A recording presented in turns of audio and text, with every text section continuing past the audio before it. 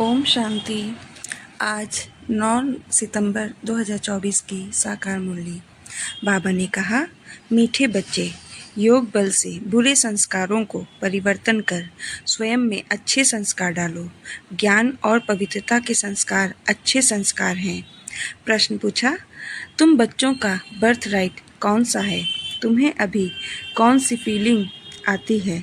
उत्तर में कहा, तुम्हारा बर्थ राइट है मुक्ति और जीवन मुक्ति। तुम्हें अब फीलिंग आती है कि हमें बाप के साथ वापस घर जाना है। तुम जानते हो बाप आए हैं भक्ति का फल, मुक्ति और जीवन मुक्ति देने। अभी सबको शांति धाम जाना है, सबको अपने घर का दीदार करना है। ओम शांति। मनुष्य बाप को सच्चा पातशाह भी कहते हैं। अंग्रेजी में पातशाह नहीं कहते, उसमें सिर्फ सच्चा फादर कहते हैं। गॉड फादर इज ट्रूथ कहते हैं। भारत में ही कहते हैं सच्चा पातशाह। अब फर्क तो बहुत है। वह सिर्फ सच कहते हैं, सच सिखलाते हैं, सच्चा बनाते हैं। यहाँ कहते हैं सच्चा पातशाह, सच्चा भी बनाते हैं और सचखंड का बादशाह भी बनाते हैं।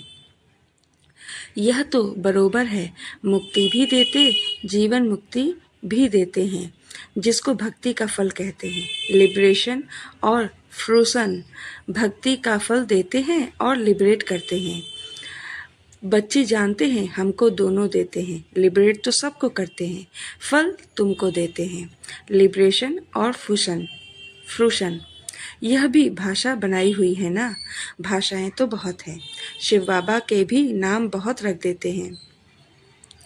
कोई को कहो उनका नाम शिव बाबा है तो कह देते हम तो उनको मालिक ही कहते हैं। मालिक तो ठीक है, परंतु उसका भी नाम चाहिए ना। नाम रूप से न्यारी कोई चीज़ होती नहीं। मालिक भी कोई चीज़ का बनता है ना। नाम रूप तो ज़रूर है। अभी तुम बच्चे जानते हो बाप बरोबर लिबरेट भी करते हैं। फिर शांति धाम में सबको जरूर जाना है। अपने घर का दीदार सबको करना है। घर से आए हैं तो पहले उनका दीदार करेंगे। उसको कहते हैं गति सदगति। अक्षर कहते हैं परंतु अर्थ रहित। तुम बच्चों को तो फीलिंग रहती है हम अपने घर भी जाएंगे और फल भी मिलेगा। नंबरवार तुमको मिलता है तो और धर्म वालों को भी फिर समय अनुसार मिलता है। बाप ने समझाया था, यह पर्चा है बहुत अच्छा। तुम स्वर्गवासी हो या नरकवासी हो, तुम बच्चे ही जानते हो। यह मुक्ति जीवन मुक्ति दोनों गॉड फादरली बर्थ राइट है। तुम लिख भी सकते हो बाप से। तुम बच्चों को यह बर्थ राइट मिलता है। बाप का बनने से दोनों चीज़ें प्राप्त होती हैं। वह है रावण का बर्थ राइट, यह है परमपिता परमात्मा का बर्थ राइट। यह है भगवान का बर्थ राइट, वह है शैतान का बर्थ राइट। ऐसे लिखना चाहिए जो कुछ समझ सके। अब तुम बच्चों को हेवन स्थापन करना है। कितना काम करना है। अभी तो जैसे बेबीज़ हैं, जैसे मनुष्य कलयुग के लिए कहते हैं कि अभी बेबी बच्चा है। बाप कहते हैं सतयुग की स्थापना में बेबी है। अभी तुम बच्चों को वर्षा मिल रहा है। रावण का कोई वर्षा नहीं कहेंगे। गॉड फादर से तो वर्षा मिलता है, वह कोई फादर थोड़े ही हैं। उसको रावण 5 विकारों को तो शैतान कहा जाता है। शैतान का वर्षा क्या मिलता है? 5 विकार मिलते हैं। शो भी ऐसा करते हैं, तमो प्रधान बन जाते हैं। अब दशहरा कितना मनाते हैं, सेरेमनी मनाते हैं, बहुत खर्चा करते हैं। विलायत से भी निमंत्रण दे बुलाते हैं। सबसे नामी ग्रामी दशहरा मनाते हैं मैसूर का। पैसे वाले भी बहुत हैं। रावण राज्य में पैसा मिलता है तो अकल ही चट हो जाते हैं। बाप डिटेल में समझाते हैं, इनका नाम ही है रावण राज्य। उसको फिर कहा जाता है ईश्वरीय राज। राम राज्य कहना भी रॉन्ग हो जाता है। गांधी जी राम राज्य चाहते थे। मनुष्य समझते हैं गांधी जी भी अवतार थे। उनको कितने पैसे देते थे, उनको भारत का बापूजी कहते थे। अब यह तो सारे विश्व का बापू है। अभी तुम यहाँ बैठे हो, जानते हो कितनी जीव आत्माएं होंगी। जीव शरीर तो विनाशी है, बाकी आत्मा है अविनाशी। आत्माएं तो ढेर हैं, जैसे ऊपर में सितारे रहते हैं ना। सितारे जागती हैं या आत्माएं जागती हैं? क्योंकि तुम हो धरती के सितारे और वह आसमान के सितारे। तुमको देवता कहा जाता है, वह फिर उनको भी देवता कह देते हैं। तुमको लकी सितारा कहा जाता है ना। अच्छा, इस पर फिर आपस में डिस्कस करना। बाबा अभी इस बात को नहीं छेड़ते हैं।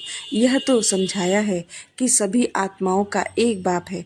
इनकी बुद्धि में तो सब है, जो भी मनुष्य मात्र हैं सबका वह बाप है। यह तो सब जानते हैं कि सारी सृष्टि समुद्र पर खड़ी है। यह भी कोई सबको नहीं मालूम है। बाप ने समझाया था, यह रावण राज्य सारी सृष्टि पर है, ऐसे नहीं रावण राज्य कोई सागर के पार है। सागर तो ऑलराउंड है ही, कहते हैं ना नीचे बैल है, उसके सींगों पर सृष्टि खड़ी है। फिर जब थक जाता है तो सींग बदली करता है। अभी पुरानी दुनिया खलास हो गई हो, नई दुनिया की स्थापना होती है। शास्त्रों में तो अनेक प्रकार की बातें दंत कथाओं में लिख दी है। यह तो बच्चे समझते हैं। यहाँ सब आत्माएं शरीर के साथ हैं, इनको कहते हैं जीव आत्माएं। वह जो आत्माओं का घर है वहाँ तो शरीर नहीं है, उनको कहा जाता है निराकारी। जीव आकारी है, इसलिए साकार कहा जाता है। निराकार को शरीर नहीं होता। यह है साकारी सृष्टि, वह है निराकारी आत्माओं की दुनिया। इसको सृष्टि कहेंगे, उसको कहा जाता है इनकॉर्पोरियल वर्ल्ड। आत्मा जब शरीर में आती है तब यह चुरपुर चलती है, नहीं तो शरीर कोई काम का नहीं रहता है। तो उनको कहा ही जाता है निराकारी दुनिया। जितनी भी आत्माएं हैं वह सब पिछाड़ी में आनी चाहिए, इसलिए इसको पुरुषोत्तम संगम युग कहा जाता है। सब आत्माएं जब यहाँ आ जाती हैं तो वहाँ फिर एक भी नहीं रहती हैं। वहाँ जब एकदम खाली हो जाता है तब फिर सब वापस जाते हैं। तुम यह संस्कार ले जाते हो नंबरवार पुरुषार्थ अनुसार। कोई नॉलेज के संस्कार ले जाते हैं, कोई प्योरिटी के संस्कार ले जाते हैं। आना तो फिर भी यहाँ ही है, परंतु पहले तो घर में जाना है। वहाँ है अच्छे संस्कार, यहाँ है बुरे संस्कार। अच्छे संस्कार बदल कर बुरे संस्कार हो जाते हैं, फिर बुरे संस्कार योग बल से अच्छे होते हैं। अच्छे संस्कार वहाँ ले जाएंगे। बाप में भी पढ़ाने के संस्कार हैं ना, जो आकर समझाते हैं। रचयिता और रचना के आदि मध्य अंत का राज समझाते हैं। बीज की भी समझानी देते हैं तो सारे झाड़ की भी समझानी देते हैं। बीज की समझानी है ज्ञान और झाड़ की समझानी है भक्ति। झाड़ की समझानी हो जाती है भक्ति। भक्ति में बहुत डिटेल होती है ना। बीज को याद करना तो सहज है, वहाँ ही चले जाना है। तमोप्रधान से सतोप्रधान बनने में थोड़ा ही समय लगता है, फिर सतोप्रधान से तमोप्रधान बनने में 5000 वर्ष लगते हैं। एक्यूरेट, यह चक्र बड़ा एक्यूरेट बना हुआ है जो रिपीट होता रहता है और कोई यह बातें बता ना सके। तुम बता सकते हो। आधा आधा किया जाता है, आधा स्वर्ग आधा नर्क। फिर उनका डिटेल भी बताते हैं। स्वर्ग में जन्म कब आयु बड़ी होती है, नर्क में जन्म जास्ती आयु छोटी होती है। वहाँ है योगी, यहाँ है भोगी, इसलिए यहाँ बहुत जन्म होते हैं। इन बातों को दूसरा कोई नहीं जानता। मनुष्यों को कुछ भी मालूम नहीं है। कब देवताएं थे, वह कैसे बने, कितने समझदार बने हैं, यह भी तुम जानते हो। बाप इस समय बच्चों को पढ़ाकर 21 जन्मों के लिए वर्षा देते हैं। फिर यह तुम्हारे संस्कार रहते नहीं, जैसे राजाई के संस्कार होते हैं तो ज्ञान की पढ़ाई के संस्कार पूरे हो जाते हैं। यह संस्कार पूरे हुए तो नंबरवार पुरुषार्थ अनुसार रुद्रमाला में पिरो जाएंगे। फिर नंबरवार आएंगे पाठ बजाने। जिसने पूरे 84 जन्म लिए हैं वह पहले आते हैं, उनका नाम भी बतलाते हैं। श्री कृष्ण तो है फर्स्ट प्रिंस ऑफ हेवन। तुम जानते हो, सिर्फ एक थोड़े ही होगा, सारी राजधानी होगी ना। राजा के साथ तो फिर प्रजा भी चाहिए। हो सकता है एक से दूसरे पैदा होते जाएं। अगर कहें 8 इकट्ठे आते हैं, परंतु श्री कृष्ण तो नंबर 1 में आएगा ना। 8 इकट्ठे आते हैं तो फिर श्री कृष्ण का इतना गायन क्यों। यह सब बातें आगे चलकर समझाएंगे। कहते हैं ना, आज तुमको बहुत गुह्य बातें सुनाता हूँ, कुछ तो रहा हुआ है ना। यह युक्ति अच्छी है। जिस बात में देखो नहीं समझते हैं तो बोलो हमारी बड़ी बहन उत्तर दे सकती है, या तो कहना चाहिए अभी बाप ने बताया नहीं है। दिन प्रतिदिन गुह्य सुनाते हैं। इस कहने में लज्जा की बात नहीं। गुह्य पॉइंट्स जब सुनाते हैं तो तुमको सुनकर बहुत खुशी होती है। पिछाड़ी में फिर कह देते हैं मन मना भव मध्याजी भव। अक्षर भी शास्त्र बनाने वालों ने लिखा है। मूंझने की तो जरूरत नहीं है। बच्चा बाप का बना और बेहद का सुख मिला। इसमें मनसा वाचा कर्मणा पवित्रता की जरूरत है। लक्ष्मी नारायण को बाप का वर्षा मिला है ना, यह पहले नंबर में है। जिनकी ही पूजा होती है, अपने को भी देखो, हमारे में ऐसे गुण हैं। अभी तो बेगुण है ना, अपने अवगुणों का भी किसको पता नहीं है। अभी तुम बाप के बने हो तो जरूर चेंज होना पड़े। बाप ने बुद्धि का ताला खोला है, ब्रह्मा और विष्णु का भी राज समझाया है। यह है पतित, वह है पावन।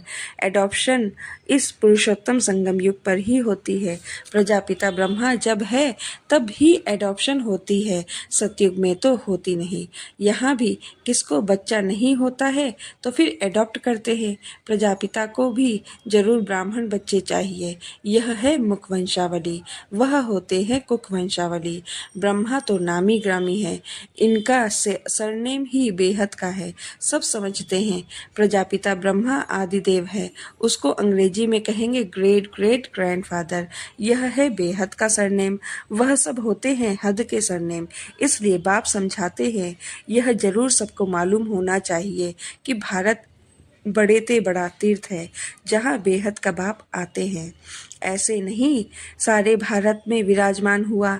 शास्त्रों में मगध देश लिखा है, परंतु नॉलेज कहाँ सिखाई। आबू में कैसे आए।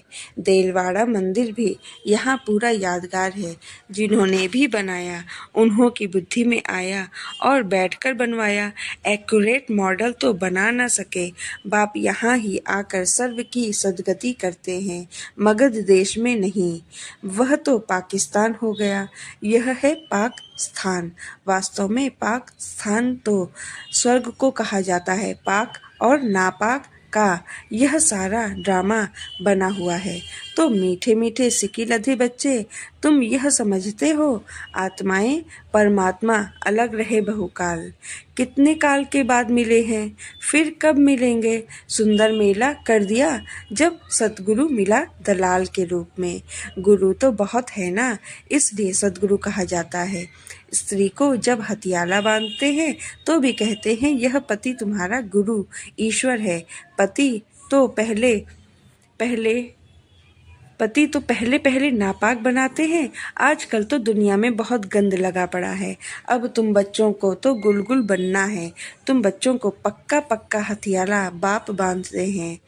यूं तो शिव जयंती के साथ ही रक्षाबंधन हो जाता है। गीता जयंती भी हो जानी चाहिए। श्री कृष्ण की जयंती थोड़ा देरी से नई दुनिया में हुई। बाकी त्योहार सब इस समय के हैं। रामनवमी कब हुई यह भी कोई को पता है क्या। तुम कहेंगे नई दुनिया में 1250 वर्ष के बाद में रामनवमी होती है।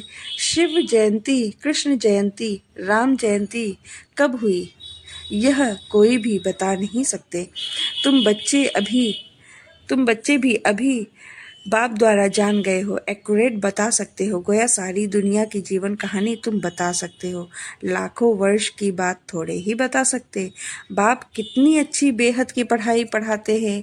एक ही बार तुम 21 जन्मों के लिए नंगन होने से बचते हो। अभी तुम 5 विकारों रूपी रावण के पराये राज्य में हो। अभी सारे 84 का चक्र तुम्हारे स्मृति में आया है। अच्छा, मीठे मीठे सिकी लधे बच्चों प्रति माता पिता बाप दादा का याद प्यार और गुड मॉर्निंग। रूहानी बाप की रूहानी बच्चों को नमस्ते। हम रूहानी बच्चों की रूहानी बाप दादा को याद प्यार गुड मॉर्निंग, नमस्ते नमस्ते नमस्ते। शुक्रिया बाबा। धारणा के लिए मुख्य सार। 1, बेहद सुख का वर्षा प्राप्त करने के लिए मनसा वाचा कर्मणा पवित्र जरूर बनना है। अच्छे संस्कार योग बल से धारण करने हैं। अपने को गुणवान बनाना है। 2. सदा खुशी में रहने के लिए बाप जो रोज गुह्य गुह्य बातें सुनाते हैं उन्हें सुनना और दूसरों को सुनाना है। किसी भी बात में मूंझना नहीं है, युक्ति से उत्तर देना है, लज्जा नहीं करनी है। बाबा ने वरदान दिया, सुख स्वरूप बन हर आत्मा को सुख देने वाले मास्टर सुखदाता भव। जो बच्चे सदा यथार्थ कर्म करते हैं उन्हें उस कर्म का प्रत्यक्ष फल खुशी और शक्ति मिलती है। उनका दिल सदा खुश रहता है। उन्हें संकल्प मात्र भी दुख की लहर नहीं आ सकती। संगमयुगी ब्राह्मण अर्थात दुख का नाम निशान नहीं, क्योंकि सुखदाता के बच्चे हैं। ऐसे सुखदाता के बच्चे स्वयं भी मास्टर सुखदाता होंगे। वे हर आत्मा को सदा सुख देंगे। वे कभी न दुख देंगे न दुख लेंगे। बाबा ने स्लोगन में बोला, मास्टर दाता बन सहयोग, स्नेह और सहानुभूति देना, यही रहमदिल आत्मा की निशानी है। ओम शांति।